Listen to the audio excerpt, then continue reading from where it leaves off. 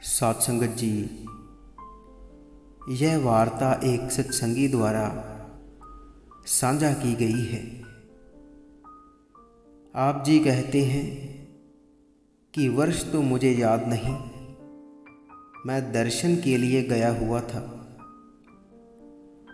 बड़े सत्संग घर के सामने एक गोल चक्कर होता था, जो कि अब नहीं है।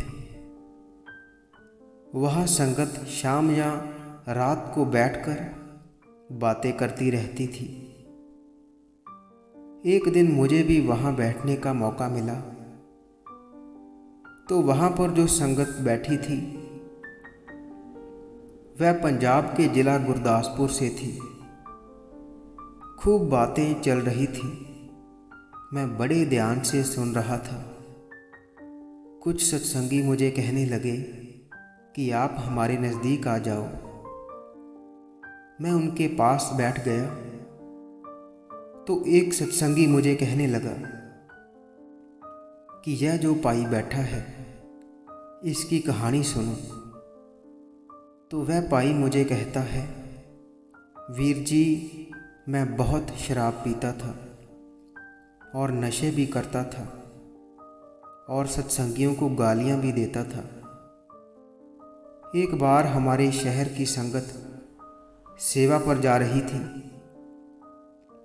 मेरे मन में आया कि चलो मैं देख कर आऊं कि वहाँ पर कैसा माहौल होता है, वहाँ क्या करते हैं। मैंने वहाँ पर मौजूद सेवा पर जाने वाले साथियों से कहा कि मैं भी आपके साथ जाऊंगा, लेकिन मैं अपनी शराब की बोतल साथ लेकर जाऊंगा। तो मेरी ये बात सुनकर सत्संगियों ने कहा कि तू शराब की बोतल स्टेशन पर रख देना, वहाँ हमारे जानकार की एक दुकान है। खैर, मैंने खूब शराब पी ली और बोतल जेब में डालकर चल पड़ा और स्टेशन पर बोतल रख दी। जब डेरे पहुँचे तो रात हो गई थी। सारे साथी कहने लगे कि चलो लंगर जाकर खाना खा आएं। तो उनके साथ मैं भी चला गया। शराब पी पी कर मेरी भूख मर गई थी, लेकिन लंगर में जब थाली लेकर बैठे तो पहले दाल वाला आ गया और मेरी थाली में ज़्यादा दाल डाल गया। गरम दाल की खुशबू जब मेरी नाक में पड़ी तो मेरी भूख खुल गई और मुझे पता ही नहीं चला कि मैं कितनी दाल पी गया। अगले दिन सतगुरु महाराज जी के सत्संग में बैठा तो उन्होंने भी अपने सत्संग में शराब अथवा अन्य नशीले पदार्थों के नुकसान के बारे में बताया। उनका सत्संग सुन मुझे ऐसा लग रहा था कि उनका पूरा सत्संग मेरे ऊपर ही था। वह जो भी बोल रहे थे वह पूरा सत्संग मेरे ऊपर ही था। तो मैं सारा सत्संग रोता रहा। 3 दिन मुझे शराब का बिल्कुल ध्यान नहीं आया। तीसरे दिन मैं नामदान की लाइन में खड़ा हो गया। जब मेरा नंबर आया तो सतगुरु ने पूछा कि शराब कब पी थी। तो मैंने कहा, हजूर, 3 दिन पहले पीकर शहर से चला था। सतगुरु कहने लगे कि स्टेशन की दुकान पर रखी शराब पीने का इरादा है या नहीं। तो सतगुरु के मुख से ये वचन सुनकर मेरे पैरों के नीचे से ज़मीन निकल गई। मैंने रोते हुए कहा, हजूर, मैं कानों को हाथ लगाता हूँ, अब नहीं पीऊँगा। तो उनकी कृपा से मुझे नामदान की बख्शिश हो गई। मैंने अपने साथियों से कहा कि भाई, गुरु पूरा तो अब मिला है। और साथ संगत जी, आप जी कहते हैं कि मैं भी साखी सुनकर हैरान रह गया। साध संगत जी, इस साखी से हमें यही प्रेरणा मिलती है कि जिसको सतगुरु ने नाम की कमाई की तरफ लगाना है उसे किसी न किसी बहाने लगा ही लेना है। फिर चाहे वह शराबी हो, फिर चाहे वह चोरी डकैती करता हो, लेकिन जब वह सतगुरु के सामने पेश हो जाता है तो सतगुरु उसे नाम की बख्शिश कर देते हैं और उसका हाथ मालिक के हाथ में पकड़ा देते हैं। और ये काम केवल एक पूरा गुरु ही कर सकता है, जैसे कि इस भाई साहब के साथ हुआ। साध संगत जी, हम देखते हैं कि आज के दौर में जो लोग नशे करते हैं, शराब आदि वस्तुओं का सेवन करते हैं, उनकी क्या हालत होती है। अगर वह छोड़ना भी चाहें तो वह चाह कर भी छोड़ नहीं सकते। लेकिन जब उन पर एक पूर्ण संत महात्मा की नज़र पड़ती है, गुरु की दृष्टि जब उन पर पड़ती है, तो गुरु की मेहर से उनकी ये आदत भी छूट जाती है जिसे छोड़ना उनके लिए असंभव लगता है।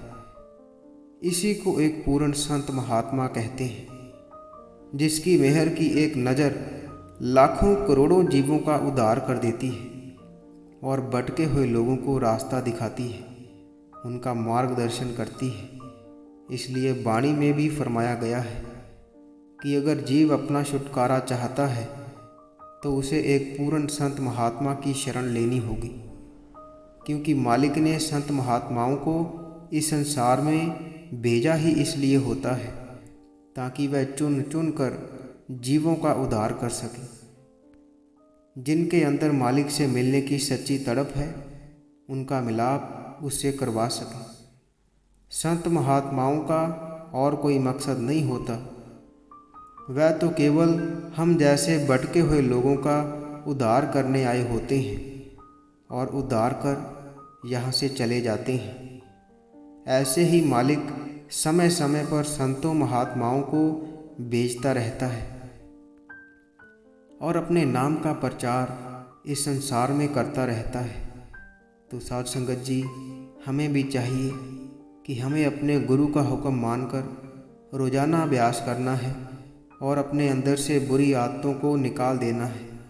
अपने सतगुरु के हुक्म को मुख्य रखकर कार्य करने हैं, बाकी सब उस पर छोड़ देना है। जैसे कि बड़े सतगुरु फरमाया करते थे कि आप केवल मेरा काम करो, बाकी सब मुझ पर छोड़ दो। जो व्यक्ति एक पूर्ण संत महात्मा की शरण में चला जाता है तो सतगुरु उसका उद्धार करने की तैयारी में लग जाते हैं। फिर चाहे वह व्यक्ति जाने अनजाने में ही उनके पास क्यों ना गया हो, सतगुरु उस पर मेहर की नज़र डालते हैं और उसके अंदर से सभी विकारों को दूर कर देते हैं और उसे नामदान की बख्शिश कर उसका मिलाप उस कुल मालिक से करवा देते हैं। और यही एक पूर्ण संत महात्मा की पहचान होती है। और उनसे कुछ भी छिपा हुआ नहीं होता, वह जानी जान होते हैं, अंतर्यामी होते हैं। साध संगत जी, इसी के साथ हम आपसे इजाज़त लेते हैं। कल मिलेंगे ऐसे ही एक रूहानी साखी के साथ।